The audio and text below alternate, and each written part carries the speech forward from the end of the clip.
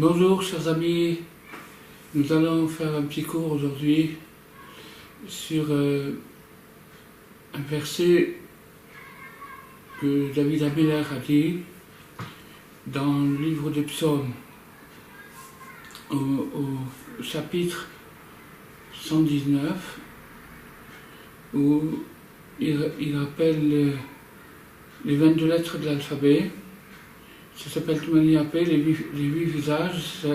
Ça explique des choses très profondes, d'après la Kabbalah, comment les lettres ont un visage, un intérieur. Mais le roi David a dit comme ça, Me oivai techakmeni. Aide-moi, enseigne-moi de mes ennemis. Instruis-moi par mes ennemis. Alors, on va poser une question historique et on va se demander, on va se dire que le peuple juif n'a pas connu d'ennemis plus acharnés que les Allemands. C'est pendant la Deuxième Guerre mondiale. C'est certainement l'acte collectif et durable qui a été le plus tragique dans l'histoire du peuple juif. Alors, comment on peut appliquer la parole du roi David dans ce cas-là et dire de ceux qui m'en veulent, de ceux qui sont mes ennemis, ils m'en veulent, ils veulent que je n'existe plus. Terakmeni, assagis-moi, donne-moi de la sagesse. Qu'est-ce qu'on peut apprendre de bon? Qu'est-ce qu'on peut tirer de valable dans une situation pareille? Alors, la réponse, c'est que, historiquement, quand les nazis ont décidé d'appliquer la solution finale et d'exterminer le peuple juif, ils ont eu l'idée de le faire à partir d'extermination à partir du gaz.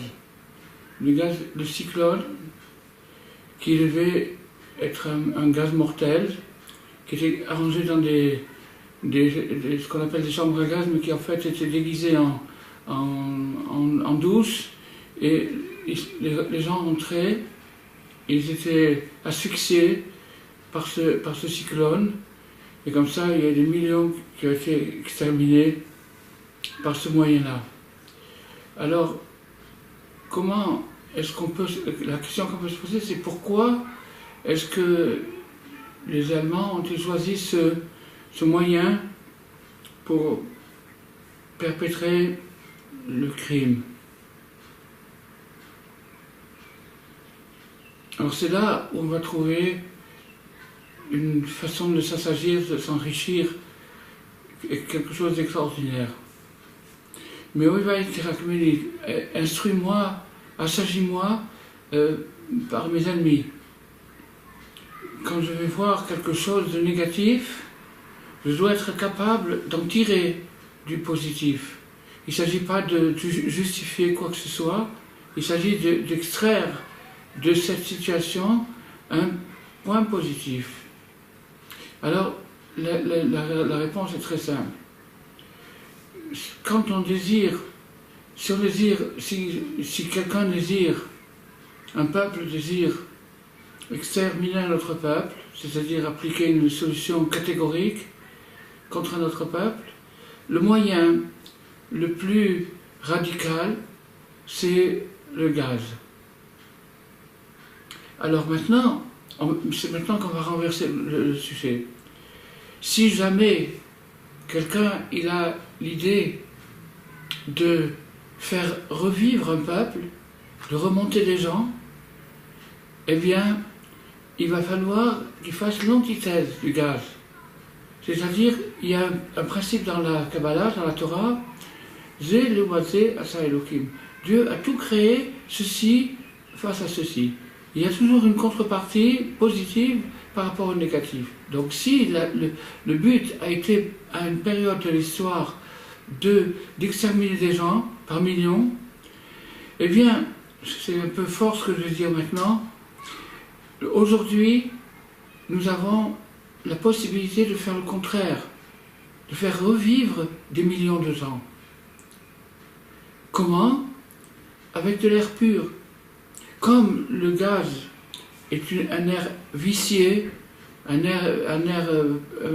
poison, de la même façon, qui tue, et rapidement, de la même façon, il existe un air qui est positif et qui fait revivre les gens. Alors ça, c'est ce qu'on peut apprendre, de cet épisode, c'est-à-dire que les Allemands ont cherché, avec une imagination satanique, le moyen le plus radical et le plus rapide pour exécuter leur projet. Maintenant, si quelqu'un voudrait se mettre à la résurrection, à remonter les gens, à remonter le peuple, à remonter le moral des gens, eh bien, la solution, c'est avec de l'air. Alors, je vais expliquer ça, maintenant je vais l'expliquer.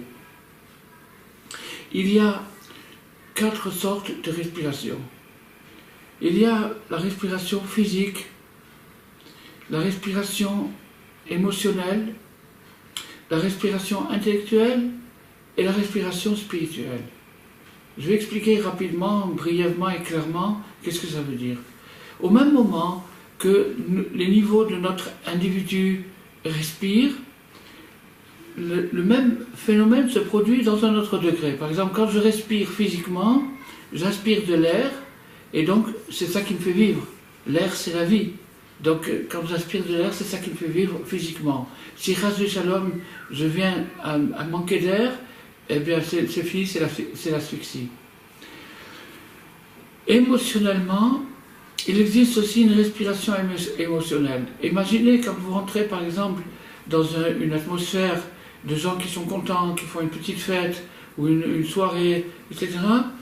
Votre cœur capte les vibrations émotionnelles, on dit l'air, l'atmosphère de la soirée, alors que ce n'est pas une atmosphère qu'on peut mesurer physiquement, mais il existe, c'est clair. Quand on rentre dans un endroit qui est festif, avec des gens qui sont joyeux, ça nous contamine aussi, on devient joyeux. Au contraire, si on rentre dans un endroit angoissé, ou dans un endroit où il y a de la tension, où il y a de la colère, ben tout de suite on est affecté par cette chose-là. Donc ça c'est la respiration émotionnelle qui peut se multiplier par ça. Alors, imaginez-vous, on a parlé de l'extermination par les gaz. Imaginez-vous que les nazis ont pensé à ça aussi.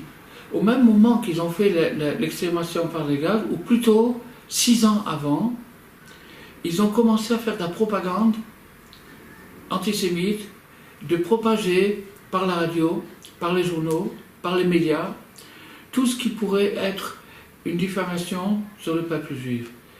Et donc, c'est une manière de propager, de donner aux gens une respiration, de leur faire respirer un air empoisonné. Les médias sont des choses qui peuvent communiquer, ou un air qui guérit, ou bien un air empoisonné. Et dans le cas des Allemands, c'était un air empoisonné fait par Goebbels et sa compagnie, qui consistait à dénigrer le peuple juif aux yeux des populations européennes.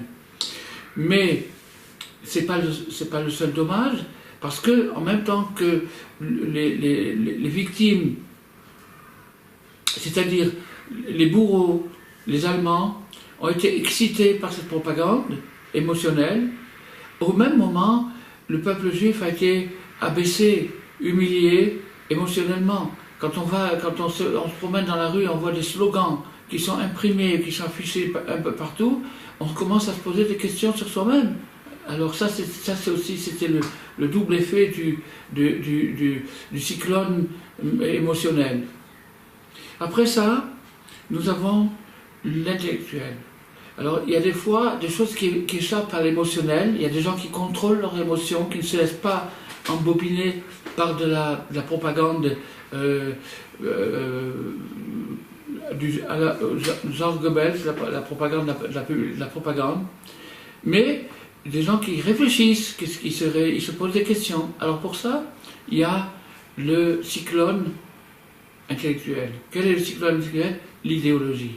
L'idéologie nazie est basée sur le livre de Mein Kampf, et, qui est le livre de base de cette opération, mais qui a connu d'autres volumes avant ça, et particulièrement par Martin Luther, qui a écrit un des premiers ouvrages antisémites en 1500, et d'autres successeurs. Et donc ça, c'est le patrimoine culturel et littéraire du mouvement nazi. C'était tous ces bouquins qui ont circulé par millions d'exemplaires. Et donc, le bouquin, qu'est-ce qu'il a, quelle supériorité négative est-ce qu'il a par rapport à la propagande émotionnelle? Ben parce qu'il donne une justification. Si quelqu'un se pose des questions, quelqu'un a une conscience, il se dit mais qu'est-ce qui se passe, qu'est-ce que c'est? Eh bien, le bouquin vient lui expliquer que rationnellement, logiquement, patriotique, etc., il faut faire cette chose-là. Donc le bouquin va donner une justification intellectuelle à cette opération. Puis maintenant, il y a la quatrième dimension, c'est le spirituel. Le spirituel, c'est-à-dire de propager la laïcité, l'athéisme, de le propager. Alors maintenant, je vais vous dire quelque chose d'extraordinaire parce que ça va tout éclairer ce qu'on est en train de dire. Il y a un ancien nazi qui a été interviewé par des journalistes et ils lui ont posé la question: vous qui êtes le peuple européen le plus développé à l'époque, vous qui êtes le pays des penseurs et des poètes, c'est comme ça que les Allemands se nommaient eux-mêmes, vous qui avez tellement de philosophes, tellement de penseurs, tellement d'hommes d'art, d'hommes de technique, d'hommes du sport, etc., etc., comment avez-vous pu vous faire embobiner par un fou, un dément? Il existe encore aujourd'hui des vidéos où on le voit prendre des crises où il n'est plus du tout en contrôle de lui-même. Donc il était dément, il était fou. Alors maintenant, comment est-ce qu'un peuple entier de je ne sais pas combien, 70 millions d'habitants, a pu se faire embobiner par un seul bonhomme fou? Voilà la question qui a été posée à un nazi, un ancien nazi, par un journaliste. Tenez-vous bien pour la réponse. Il a dit: tout ce qui nous est arrivé, c'est parce qu'on s'est séparé de Dieu. Donc le ferment de toute cette catastrophe qu'on pleure encore aujourd'hui, 70 ans après, c'est la séparation de Dieu, c'est-à-dire la laïcité, séparer l'État de la religion et vivre une vie laïque à fond. Et à partir de ce moment, quand on a éradié, même si l'idée de Dieu était déformée ou pas déformée, on ne va pas rentrer là-dedans, mais au moins le fait de savoir qu'il y a un créateur qui m'a créé, le fait de savoir qu'il y a quelqu'un qui me surveille, etc., etc., cette idée-là, elle protège une nation des pires horreurs. D'ailleurs, en fait, les 3 plus grands assassins de toute l'histoire, qui ont tué plus de gens que depuis la création du monde, c'est Hitler, Staline et Mao Tse-tung, tous les 3 des laïcs, tous les 3 des athéistes. Donc, maintenant, on va renverser, comme j'ai dit tout à l'heure, qu'on peut tout renverser du mal vers le bien, et on va dire comment, à partir du cyclone, on peut apprendre une chose physique. Alors, physique, c'est très simple. On va se mettre à respirer. On va respirer du bon air. On va essayer de respirer. La respiration, c'est un don divin. Quand je respire, c'est Dieu qui m'insuffle de l'air en moi. Il insufflant dans ses narines un souffle de vie, un souffle parlant. C'est Dieu qui me fait respirer. Et sachez une chose, comme c'est écrit dans les livres, que l'air n'est pas quelque chose d'inerte et de mort et de chimique.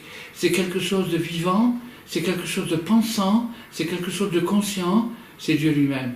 Pour tout le monde. Quand il nous fait vivre, c'est par les narines qu'on respire. Alors quand quelqu'un commence à faire des respirations conscientes, 5 minutes par jour, pas plus, des respirations conscientes. Il y a une fois, il y a un bonhomme qui m'a demandé,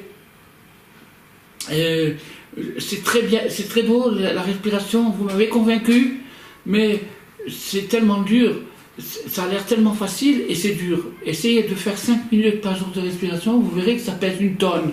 Comment c'est possible? Alors, je lui ai répondu comme ça. Dans chaque homme, il y a un bon côté et un mauvais côté. On le sait tous, on ne peut pas le nier. Le mauvais côté, il se trouve du côté gauche. Dans le côté gauche du cœur, il y a un passager clandestin qui n'a pas de bonnes intentions et dont le but, c'est de me détruire. J'ai un esprit destructif en moi, je le porte en moi depuis ma naissance, et si je me bats pas avec lui, ben il aura gagné. Donc ce côté destructif, il veut pas que je vive, il veut me supprimer. Et maintenant, vous voulez en plus qu'il vous aide à respirer, il ne vous aidera pas à respirer. Il faut se battre avec lui, se battre d'une manière gentille, 5 minutes par jour. Alors quand on fait 5 minutes de respiration par jour, on commence à acquérir une conscience respiratoire. On commence à se rendre compte du miracle qui se produit à chaque instant, le miracle de la vie. C'est Dieu qui me fait vivre. Alors, maintenant, au niveau le plus simple, je suis en train de parler vraiment au niveau le plus simple, quand quelqu'un prend sur soi de faire des bonnes respirations tous les jours, 5 minutes, après il peut aller jusqu'à 7 minutes, 10 minutes, un petit peu plus, mais restez dans cette chose-là, 5 minutes tous les jours, et vous allez voir que votre vie, elle va changer. Parce que, de la même façon qu'on détruit des gens avec du cyclone, on reconstruit des gens avec de l'air pur. Avec de l'air, en respirant, tout simplement. Alors, ça c'est la respiration émotionnelle. Excusez-moi, la respiration physique. Toutes les respirations sont liées entre elles. Ça, on va le comprendre dans quelques minutes. La respiration émotionnelle qui est faite à partir des sentiments qu'une personne ressent dans une atmosphère, dans un milieu, etc., ça, c'est aussi la même chose. C'est à moi de me surveiller là où je mets mes pieds, dans quel endroit je me dirige, parce que là où je vais me trouver, c'est l'air que je vais respirer, l'air émotionnel. Bien sûr, c'est pas, on peut habiter au sommet de l'Himalaya et avoir un air pollué. Qu'est-ce qui se passe émotionnellement dans ce contexte?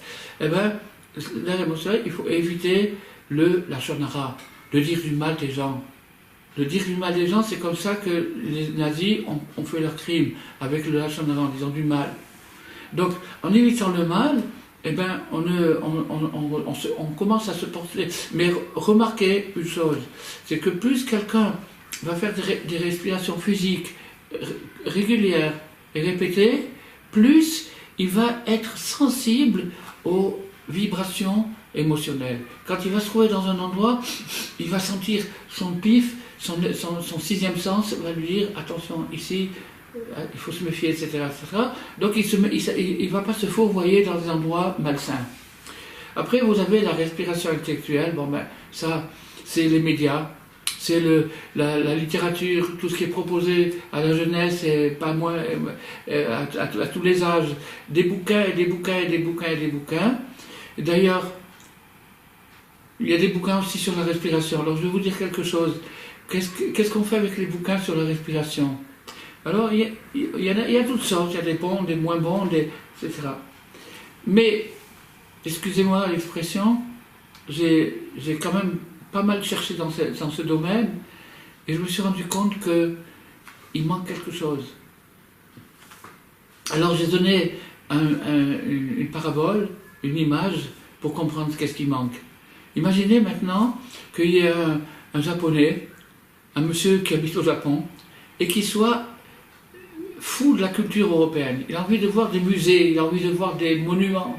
Alors il met de l'argent de côté, il part à Paris, et dès qu'il arrive à Paris, sa première visite, c'est le Louvre. Il rentre dans le Louvre, il regarde les tableaux, et d'un seul coup, il voit Mona Lisa, la Joconde. Oh, quel tableau! Il devient passionné pour Mona Lisa. Alors, il rentre à l'hôtel, et il commence à écrire un petit carnet sur Mona Lisa, qu'est-ce qu'il pense de ce tableau, etc. Il retourne et il va. Pendant toute la durée de son séjour, il écrit des cahiers sur Mona Lisa, sur la Joconde. Et puis il rentre au Japon. Et puis il écrit, il analyse les médiums, les vernis, les cadres, les chevalets, toutes les choses qui ont pu, quel était le contexte historique de la Joconde, comment ça a été peint, dans quel milieu, quelle guerre il y avait, etc., jusqu'à ce qu'il se trouve avec un bouquin de 1000 pages sur Mona Lisa, c'est-à-dire sur la Joconde. Alors sa femme, elle lui dit, écoute, tu sais quoi, tu es très fort, je ne savais pas que tu étais aussi fort que ça, alors propose à l'académie, propose son bouquin à l'académie. Alors il a dit, ah ben, c'est une bonne idée, je n'avais pas pensé. Et alors il a payé pour le faire taper à la machine, et pour le faire classer, etc. Et il a proposé son bouquin à l'académie. Quand il est arrivé à l'académie, ils ont examiné le bouquin, ils ont dit c'est pas pour nous, ça c'est beaucoup trop élevé pour nous, il faut l'envoyer en Italie, et eux ils vont te juger, ils vont voir si tu mérites un prix. Alors il a envoyé à Florence le gros bouquin sur Mona Lisa, et il a attendu, au bout de quelques mois, il reçoit une lettre, un colis noir, et dedans il y avait son bouquin, et il y avait une lettre d'avocat. Et l'avocat lui disait, vous avez osé parler de la Joconde et d'écrire 1000 pages d'un bouquin sans jamais mentionner Léonard de Vinci. Vous n'en parlez pas, vous ne nous donnez pas sa vie, sa naissance, etc. Alors nous voyons l'orgueil national de l'Italie insulté par ça et nous allons vous faire un procès. Voilà. Donc ça c'est une parabole, bien sûr c'est complètement inventé. Le sens de cette parabole c'est le suivant. C'est qu'on parle de la respiration, on parle des diététiques, on parle de ceci, on parle de cela, et on oublie de parler de l'auteur. Dieu, c'est lui qui nous donne à respirer, c'est lui qui nous donne à manger, c'est lui qui nous surveille, c'est lui qui... Il n'y a pas de système autonome, nerveux autonome, tout est surveillé par lui.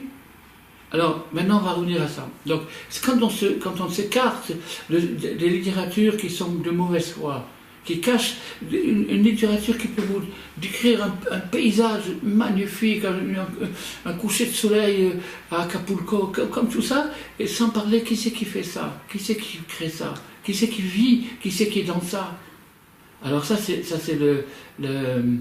l'asphyxie intellectuelle.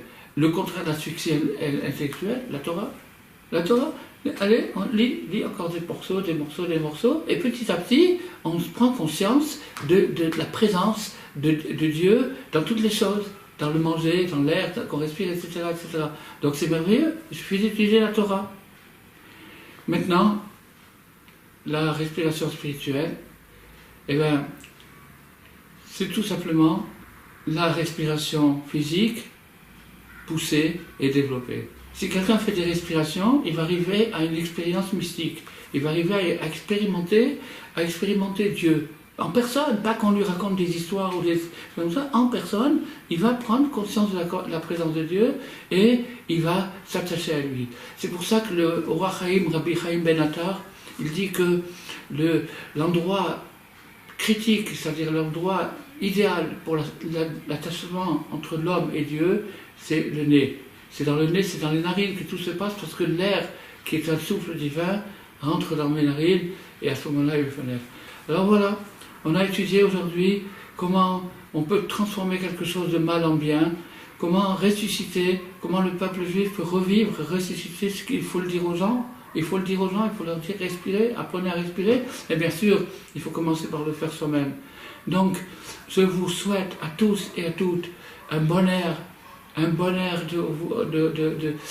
respirer, un air qui vous assagit, qui vous donne de la sagesse.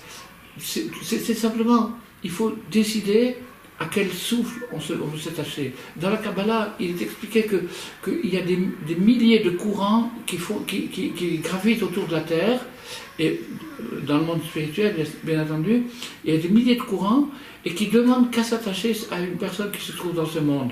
Donc quand quelqu'un a choisi son courant, eh bien, tout de suite, il est contacté par ce courant, il est investi par ce souffle, par cet air, et c'est ça sa respiration spirituelle.